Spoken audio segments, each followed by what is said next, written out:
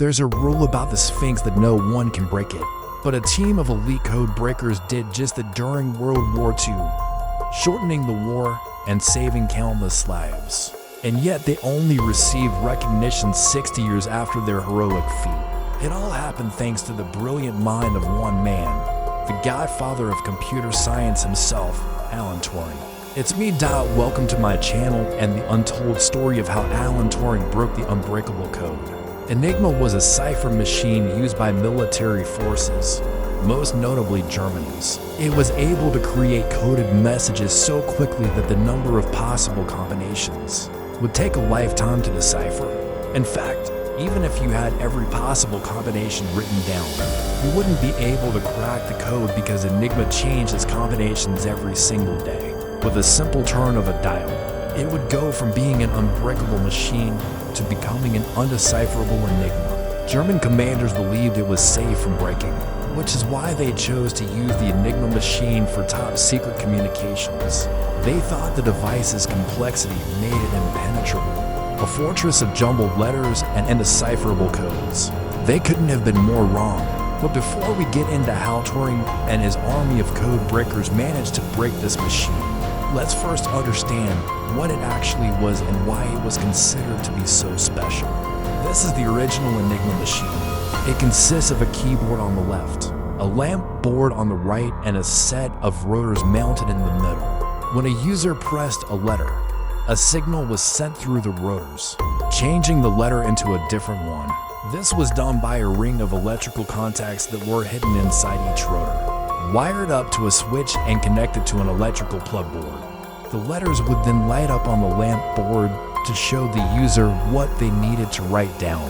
If I pressed the button E, for example, the O would light up and I would need to write down O instead of E. So basically, the machine replaces the alphabet. Each letter has a new meaning. A becomes B, B becomes C, and so on. And the catch was that these letters change every single day. So let's see how this works with some real examples.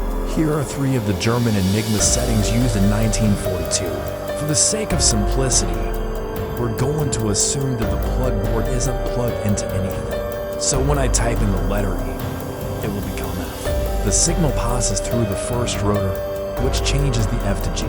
It goes through the second rotor, which changes the G to H, and finally through the third rotor, which changes the H to A. So the message U or GW will become YSIX. To decode it, you'd simply reverse the process. In theory, it sounds easy enough, but this was the problem. You didn't know the daily letter substitutions because it changed every day. And if you were trying to decode a message but kept getting the wrong substitution, you'd end up with a completely different word. So you could be looking at the decoded message, NVDLP, and think that it says something completely different like WQCAM. Plus, Enigma came in several versions, from portable to military grade.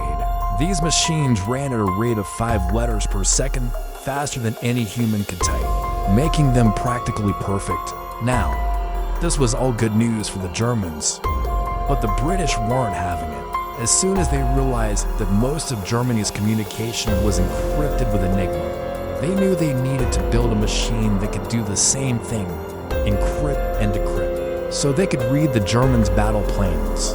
That's where Turing comes in. Alan Turing was a genius mathematician who had recently graduated from Cambridge University. He'd already started his own company called Automatic Computing Devices Limited, specializing in building machines that could do math, specifically differential equations. His newest invention was called the bomb machine. While it wasn't capable of encrypting messages, it was fast enough to solve a lot of complex mathematical problems in mere seconds. Specifically, it could calculate derivatives, which was exactly what the British needed to crack Enigma. You see, the derivative of a function describes the rate at which the function changes. So for example, if I asked you what is the derivative of x squared, you'd answer to x. Now that's not too hard. But what if I asked you to find the derivative of something much more complex? That's where the bomb machine came in handy because it could do the math really fast. So Turing proposed the idea of plugging Enigma into the bomb machine and then asking the machine to find the derivative of the Nazi's encryption formula. And if the results matched, he'd have found the correct solution. Basically, he was turning an encryption machine into a decryption machine. This sounds pretty straightforward, but there was a major issue. Turing needed to find the derivative of the Nazi encryption algorithm, but he had no idea what it was. Luckily, there was a spy in Poland named Zek-Zerwowski who was sending back the details of the Enigma machine to Britain. With this information, Turing was able to build a model of Enigma and start figuring out the Nazis' encryption algorithm. Once he had a draft version of the encryption algorithm, he plugged it into the bomb machine and told it to start solving for the derivative. After hours of processing, the bomb machine spit out pages of numbers and letters. Looking at them, Turing realized that some of the letters were repeated more often than others. So he pulled out a notepad and started crossing off the letters that appeared multiple times. The letters that remained were the actual solution to the Nazi encryption algorithm. He had just invented the world's first computer. Okay, maybe that's a bit of an exaggeration because the bomb wasn't programmed in the conventional sense. It didn't follow a series of instructions like a modern computer does. Instead, it had wheels and levers that were manually rotated to match the daily Enigma settings. What made the bomb revolutionary was its ability to test thousands of possible encryption keys at lightning speed, allowing the British to stay one step ahead of the Germans. Turing would later improve the design, creating a machine that could test over 20,000 possible key settings per second. This gave the British a massive advantage over the Germans because they were now able to read their top secret messages. To make things worse, the Germans ended up making the same mistake over and over again. They never changed the daily encryption key. In fact, they only changed the rotor order twice in 5 years, which meant that the British had a consistent advantage. Still, it wasn't always easy to crack the code. Oftentimes, the messages were incomplete or contained errors, making it difficult to figure out what the encrypted text was supposed to mean.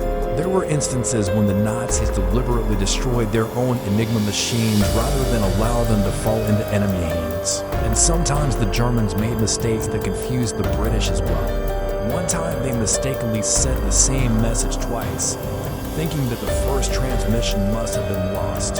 As you can imagine, this caused quite the stir among the British code breakers who were wondering if the Germans had finally figured out that they'd been compromised. The impact of Turing's invention was enormous.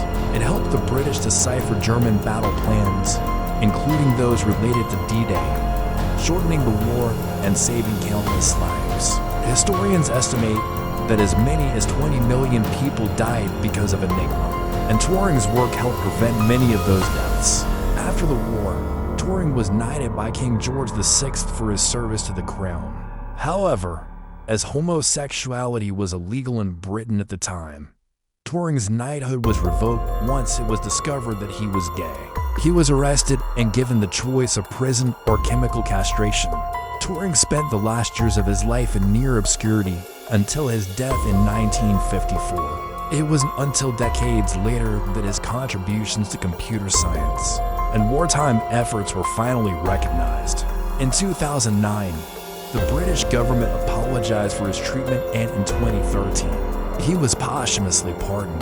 Today, Turing is considered to be the father of theoretical computer science and artificial intelligence. His work paved the way for modern encryption algorithms and helped lay the foundation for today's digital age.